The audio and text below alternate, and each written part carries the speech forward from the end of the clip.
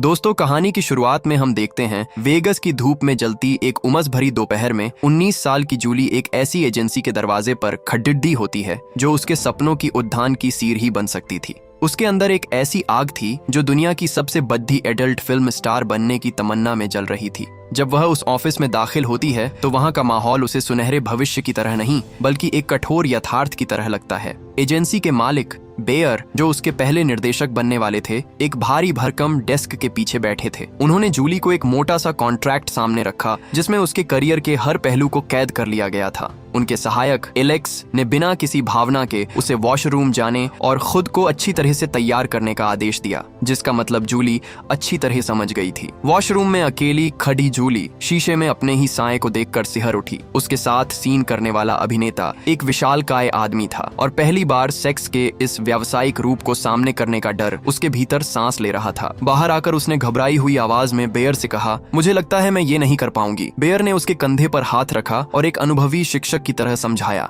जूली, आज तुम जितनी भी बड़ी स्टार्स को देखती हो उनका भी एक पहला दिन था। वे भी डरी हुई थीं, लेकिन एक बार जब तुम कैमरे के सामने उस दुनिया में कदम रख दोगी तो ये डर खत्म हो जाएगा। ये सिर्फ सेक्स नहीं है, ये एक परफॉर्मेंस है, एक कला है। उसकी बातों ने जूली के दिल में जोश भर दिया और उसने अपना पहला शूट पूरा किया। उसने वहाँ अपनी पूरी ऊर्जा झोंक दी, हर पोजीशन में खुद को झोंक दिया और उसका ये पहला अनुभव सफलतापूर्वक समाप्त हो गया। बेयर और एलेक्स ने उसकी जमकर तारीफ की। इसी जोश में जूली ने बेयर से पूछा, मुझे असली स्टार बनना है, इसके लिए क्या करना होगा? बेयर ने मुस्कुराते हुए कहा, इसके लिए तुम्हें बड़े बड़े स्टूडियोज में काम करना होगा, हर तरह के निर्देशकों की सुननी होगी और सबसे जरूरी, तुम्हें हर संभव पोजीशन में महारत हासिल करनी होगी। काम खत्म करने के बाद जूली जब अपने उस छोटे से कमरे में लौटी जहां उसके रूममेट नताशा और अन्य लड़कियां भी एडल्ट इंडस्ट्री में अपना करियर बनाने की कोशिश कर रही थीं, तो उसे लगा कि ये सिर्फ एक शुरुआत है। अगले दिन वह अपनी दोस्त नताशा के साथ एक बड़े स्टूडियो में पहुंची। वहां पता चला कि वहां काम करने के लिए माइक नाम के एक ताकतवर एजेंट से गुजरना पड़ता है। जब वे माइक से मिली तो वहां उसकी नजर एवा पर पड़ी, वही एवा जो स्पीगलर गर्ल के नाम से मशहूर थी, जो एक दिग्गज एडल्ट कंपनी का प्रतीक थी। एवा को वहां मिलने वाली इज्जत और दूसरों की नजरों में वो चमक देखकर जूली के भीतर जलन की आग भड़क उठी।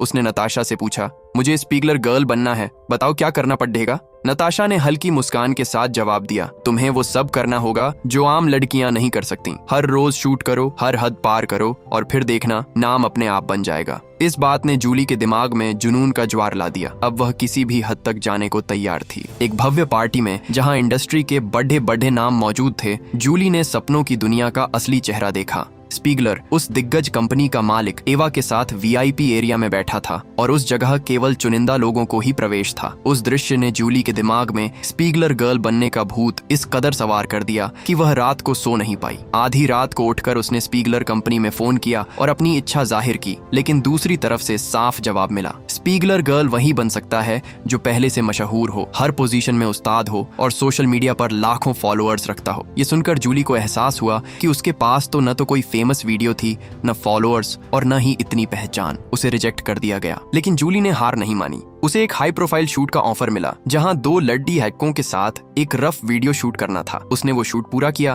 और कुछ देर के लिए अपनी दोस्तों के साथ चिल करते हुए उसे लगा कि उसकी जिंदगी में खुशी लौट आई है। लेकिन अगले दिन माइक ने उसे एक और भी कठिन शूट के लिए बुलाया। उसने साफ साफ बताया, इसमें तुम्हारे बाल खींचे जाएंगे, तुम्हारे मुंह पर थूका जाएगा, तुम्हें थप्पड़ डीएच मारे जाएंगे। ये एक एक्सट्रीमली रफ वीडियो है। जरा सी झिझक के बावजूद जूली ने अपने सपने के आगे हाँ कर दी। शूटिंग के दौरान जब उसे लात घूंसे पड़ी डीडीए, जब उसके चेहरे पर थूका गया तो असहनीय दर्द ने उसे तोड़ीडीएच दिया। उसने बीच में ही शूट रोकने को कहा और इस वजह से न केवल उसे पैसे नहीं मिले बल्कि माइक ने उसे अपनी एजेंसी से भी निकाल दिया। लेकिन अंदर ही अंदर उसने तय कर लिया कि अब वह ऐसा कुछ करेगी जो उसे मंजिल तक पहुंचाए। अपनी ही जिद पर अड्डी जूली ने इंटरनेट से एक कंपनी का नंबर निकाला और सीधा कॉल किया। उसने कहा, मैं आपकी कंपनी में काम करना चाहती हूँ। जब उन्होंने एजेंसी का बहाना बनाया तो उसने पलट कर कहा, क्या मैं बिल्कुल फ्री में बिना पैसे लिए आपके लिए काम कर सकती हूँ? उसके इस जज्बे ने कंपनी वालों को हैरान कर दिया और उन्होंने उसे मौका दे दिया। इस बार उसे 2 अफ्रीकन अभिनेताओं के साथ एक एक्सट्रीम वीडियो शूट करना था। कैमरे के सामने जूली ने वो सब कुछ किया जो उससे कहा गया, हर पोजीशन,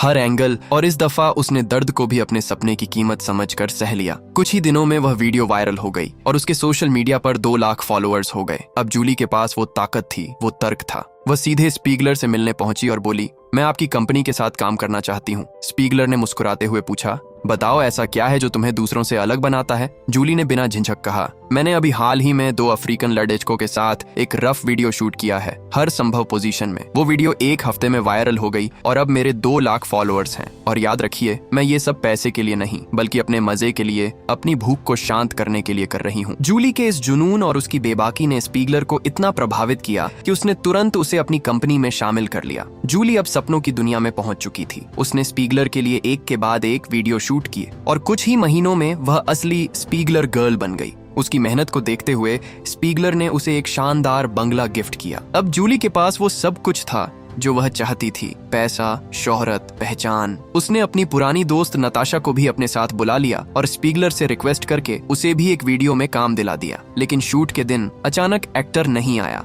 और उसकी जगह एक्सेल नाम के एक क्रूर स्वभाव के अभिनेता को बुला लिया गया। नताशा, जो पहले एक्सेल के साथ काम कर चुकी थी, घबरा गई क्योंकि उसे पता था कि वह शूट के दौरान बहुत मारता है। उसने शूट करने से मना कर दिया, लेकिन जूली ने उसे समझाते हुए कहा, डरो मत, मैं तुम्हारे साथ हूँ, बस ये एक शूट खत्म करो। नताशा मान गई, लेकिन शूटिंग के दौरान एक्सेल ने उसे बुरी तरह से पीटा। नताशा ने डायरेक्टर से शिकायत की, लेकिन जूली ने अपना करियर बचाने के लिए नताशा का साथ नहीं दिया, बल्कि उल्टा उस पर झूठा इल्जाम लगाकर उसे बेइज्जत करवा दिया। इस घटना ने उन दोनों की दोस्ती को तहस नहस कर दिया। अपने करियर की ऊंचाई पर जूली को एवा के साथ एक लेस्बियन वीडियो में काम करने का मौका मिला। जूली को एवा से दुश्मनी की हद तक जलन थी और उसने इस वीडियो को अपनी जलन निकालने का हथियार बना लिया। शूट के दौरान उसने एवा के साथ इतना ब्रूटल व्यवहार किया कि एवा की हालत खराब हो गई। लेकिन जब शूट खत्म हुआ तो एवा ने ऐसे दिखाया जैसे उसे कोई फर्क नहीं पड़ा और ये बात जूली को और जला गई। अब वह स्पीगलर और एवा के साथ उसी वीआईपी जगह पर बैठी थी जिसके लिए उसने इतनी मेहनत की थी। पार्टी की रोशनी, तालियां और चकाचौंध